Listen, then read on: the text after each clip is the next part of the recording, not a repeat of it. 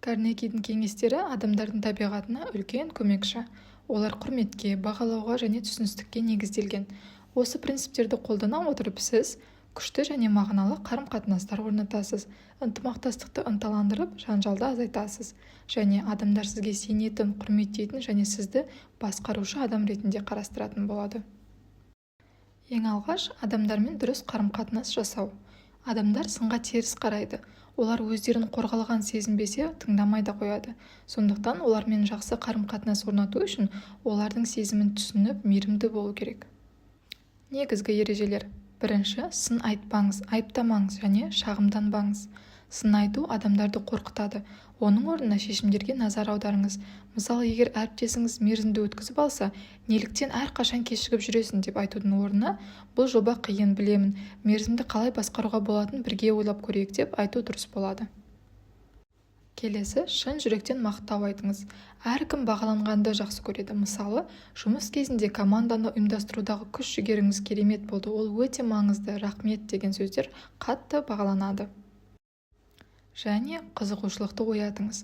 Өтініштеріңізді оларға қызықтырған түрде қойыңыз. Мысалы, бөлмеңізді жинаңыз деп айтудың орнына, жиналған бөлмеде сүйікті заттарыңызды табу қаншалықты ыңғайлы болар еді деп айтсаңыз қызығырақ болады. Келесі бөлім адамдарды өзіңізге ұнайтын етіп жасай білу. Карнегидің алтын ережесі. Егер адамдарды ұнатқыңыз келсе, оларға шын мәнінде қызығу керек.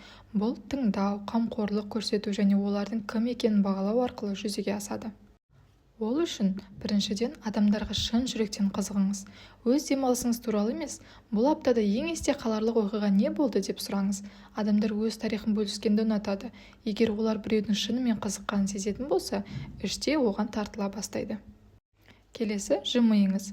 Жылы жымиыс бәрін өзгерте алады. Мысалы, біреу сізге күлімсіреп амандасса және қырсық түрмен амандасса, қайсысы жақсы әсер қалдыратын еді? Ойланып көріңіз. Келесі, адамдардың атын есте сақтаңыз. Адам үшін оның аты ең тәтті дыбыс. Кім, сен деген сөздердің орнына адамның атын айту қаншалықты қарым-қатынасты жақсартатынын білсеңіз ғой. Келесі, жақсы тыңдаушы болыңыз. Басқалар сөйлесін. Мысалы, біреу серуен дегенді жақсы көретін айтса, қай маршрутты ұнатасыз, бұл хоббиге қалай келдіңіз деп сұраңыз. Бұл қызығушылықты көрсетіп, әңгімені тартымды етеді. Олардың қызығушылықтары туралы сөйлесіңіз. Егер әріптесіңіз футболды жақсы көрсе, кешегі ойыннан қандай әсер алдың деп сұраңыз. Бұл тақырып бойынша қызығушылық танытып, сіздің оның қызығушылығына ортақтасатыныңызды және әңгімеге тартып арақатынасқа мән беретініңізді түсіндіреді. Және оларды маңызды сезіндіріңіз. Мысалы, сіздердің жұмысқа деген көзқарастарыңыз өте мұқият. Біз сіздердің көмектеріңіз болмаса не істейтін едік деп айту адамға өзін бағаланған, маңызды, керемет сезіндіреді. Ал енді келесі бөлім адамдарды өз ойыңызға көндіру. Әсер ету дағдысы бұл талас емес. Басқаларды түсіну, олардың пікірін құрметтеу және өз көзқарасыңызға оларды бағыттау болып есептеледі. Негізгі ережелер. Таласудан аулақ болыңыз. Таласулар адамды қорқытады. Оның орнына сіздің пікіріңіз қызықты болып тұр, оны толығырақ айтып берсеңіз деп, барынша тыңдап, ары қарай өзіңіздің ұсынысыңызды білдірсеңіз болады. Келесі, олардың пікірін құрметтеңіз, тіпті келіспесеңіз де. Бұл қызықты көзқарас екен, мен мұны бұлай түсінген жоқпын, ал менің ойымша деп айтып, ары қарай жалғастырсаңыз болады. Бұл сынға қарағанда әлде қайда құрметпен сөйлеуді қамтамасыз етеді. Және маңыздысы, өз қателігіңізді мойындаңыз. Егер қате жасасаңыз, оны мойындаңыз. Сіз дұрыс айтасыз, мен бұл мәселеге басқаша қараппын. Бұл жерде қателік кетіпті деп, өзіңіздің қателігіңізді мойындау басқаларға сізге деген сенім қалыптастырады.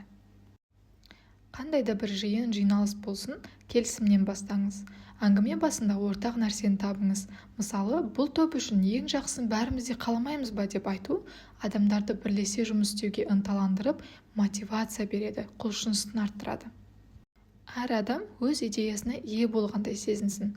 Біз бұл нәрсені өзгертейік деп айтудың орнына, бұл тәсілге қалай қарайсыздар, оны қалай жақсартуға болады деп сұрап, адамдарды өз идеяларын ұсынғанда олардың қайсысынан әр нәрсе алуға болады деп бір шешім табуға тырысу керек. Сонда әрқайсысының идеяларын қолданғандай боласыз. Және соңғы бөлім, басқаларды өзгертуді жетекшілік ету. Кейде басқалардың қателіктерін түзету керек болады, бірақ мұны оларды қорламай және ренжітпей жасау керек. Негізгі ережелер. Мақтау сөздермен бастаңыз. Әрбір түзету әңгімесін жақсы сөздермен бастаңыз. Сіз бұл жұмысты дұрыс жасамайсыз деп айтудың орнына, сіздің шығармашылық идеяларыңыз өте керемет, тек бір нәрсені жақсартуға болады деп айтқаныңыз әлде қайда дұрыс болады. Ал қателіктер болып жатса, оны жанама түрде көрсетіңіз. Тікелей айтудан гөрі мәселені жанама түрде қойыңыз. Бұл бөлікті түзету қиын, нені жақсартуға болар еді деген сияқты сұрақ қойыңыз. Өз қателіктеріңіз болса, оны бірінші мойындаңыз. Егер сізде де ұқсас қиындықтар болса, олармен бөлісіңіз. Мысалы, мен де мерзімді өткізіп алған кезде қиындықтар болған еді. Ол кезде мен былай жасадым деген сияқты тиімді жүйелермен бөлісуіңізге болады. Тапсырмалар берер кезде оны бұйрықпен емес сұрақтар арқылы қойыңыз. Осыны қайта жасаңыз деп айтудың орнына, бұл жобаны қалай жақсартуға болатын еді, қалай ойлайсыз деп өзіне таңдау беріңіз. Және қарсыңыздағы адамның әрбір жетістігін мақтаңыз. Тіпті кішігірім жетістіктер де бағалануы керек. Сіз бұл жұмысты керемет жақсарттыңыз. Ол үшін сіздің қандай күш-жігер салғаныңызды сезіп тұрмын деген сияқты сөздер оларды ынталандырады. Сондай-ақ оларға үлгі боларлық атақ беріңіз.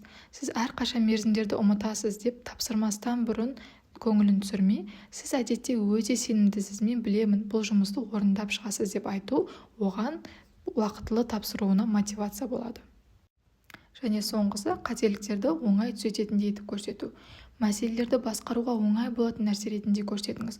Бұл өте қиын, енді қалай істейміз деп айтудың орнына, бұл мінсіздерлік емес, қанекей бірнеше түзету жасап көрейік деп айтып, командаңызға күш-жігер бергеніңіз дұрыс болады.